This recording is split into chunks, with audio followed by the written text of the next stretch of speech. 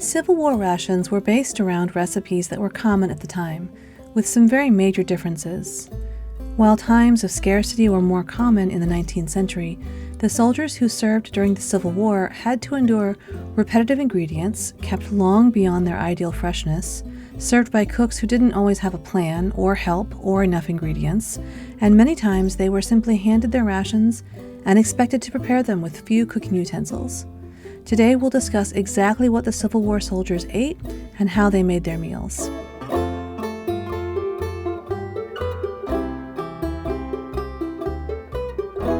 Like the settlers, pioneers, and cowboys, Army meals centered around portable staples that kept for a long time. Apples and salt pork were key ingredients, but one of the most ubiquitous foods on the front was hardtack. Pioneers often didn't have access to wheat flour and so were often dependent on cornmeal to make baked goods, but for the Union soldiers, the dry and long-lasting hardtack was crucial. However bland and tasteless it was, this foodstuff kept many a soldier from starving to death. Flour, water, and maybe some salt were the only ingredients in hardtack. The pieces of hardtack were docked with holes, much like our modern crackers, so that they could completely dry out during the baking process. Baked twice, the resulting cracker was so hard as to need liquid to make them fit for chewing, so they were frequently dunked or crushed into hot coffee or doused with water and then fried in grease. Sometimes put into a bowl of stew, the soldiers were desperate to give these chunks of serviceable bread any kind of flavor at all. Union soldiers were issued 9 squares per day, with conflicting reports as to whether this left a man still hungry. Sometimes infested with bugs, this was still the most reliable food source that the troops had from day to day, and it kept in all but the most moist conditions. Confederate troops had no such thing as wheat flour because of the blockade, so instead relied on white cornbread known as Confederate shortbread. These dodgers or corn cakes would have been a staple for the Confederate troops, sometimes made crudely on their bayonets over the fire. While supplies on both sides of the Mason-Dixon were often scarce, ill-prepared, or spoiled, there is no doubt that the Union soldiers had an easier time of it.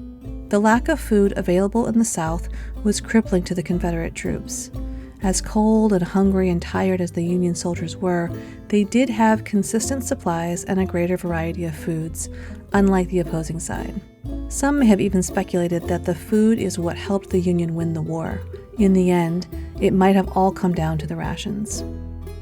Looking for ways to lighten their load and increase efficiency, the War Department toyed with a concept for a new drink. It was made with the first form of instant coffee, or as the Union Army called it, extract of coffee, and the troops were pleased to have something coffee-ish with them on the battlefield. It was also known as axle grease since it got the troops going. When the War Department for some reason ordered no more to be bought, the troops apparently protested until the problem was rectified, perhaps facing the idea of no coffee at all. Some formulations came with milk or sugar in them, and some were part chicory root, but compared to water, the instant paste coffee formulation was a fine choice. There was no substitute for the real thing, and real coffee beans were once again rationed. The importance of coffee to the troops cannot be overstated. Coffee kept the troops' spirits up and provided them with something warm to drink and to dunk their hardtack into. Confederate troops had to make do with a mixture of chicory root, acorns, sweet potatoes, and/or peanuts that supposedly substituted for coffee. The blockades made it so that the rare pound of coffee that did make it into the South was priced almost as high as coffee today. Before the advocation of dedicated and trained staff and better preparations, the U.S. Army had a slapdash approach to dealing with food preparation. The Sanitary Commission oversaw the Union Army's wartime foodstuffs, but they had many flaws. Unskilled cooks might inadvertently make the troops sick through poor hygiene, or they might waste food due to lack of time or planning. Problems like these were addressed by a hotel owner named James M. Sanderson, who offered his services to the U.S. government in 1861. Sanderson thought he could improve upon the Sanitary Commission's standards of meal production. While ostensibly concerned with maintaining the supply and the quality of food for the troops, the reality of the Sanitary Commission was often illness, waste, spoilage, and scarcity. Sanderson sought to change all that and introduce some means by which to make the soldiers' meals safe and consistent, including a recipe and camp cookery book published by the U.S. Army and the Subsistence Department. As for meat, salt pork was a major player in the diets of Civil War troops. This government-issued ration was used back in the Revolutionary War as well. Heavily salted pork belly is brined, and the resulting product is crusted with salt and keeps well for very long periods of time, ideal for an army on the go. But salt pork has to be soaked in order to remove the salt, sometimes multiple times or even overnight. From then it can be fried, made into a stew, or sliced and then roasted over an open fire using the ramrod of a rifle. The grease for frying hardtack or cornmeal or anything else often came from salt pork. The other option when fresh meat wasn't available was to eat beef that had perhaps spoiled, not an appetizing meal, though at times the troops had no other choice. In a stew, desiccated vegetables would have been added to give some kind of texture and perhaps flavor. It wasn't like we might think of dried veggies today, but a cake made from a mixture of shredded vegetables, which were then pressed and dried.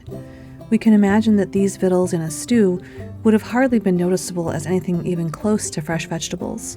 These cakes or cubes earned the name desecrated vegetables among the soldiers. When they were still hungry or were short on supplies, soldiers often foraged the land or even stole from nearby farmers in order to feed themselves. Starvation, scurvy, and general fatigue were common on the battlefields. This small amount of food that they did have kept them going through many bloody battles in what can only be described as a hellish time for a Civil War soldier on either side of the Mason-Dixon line.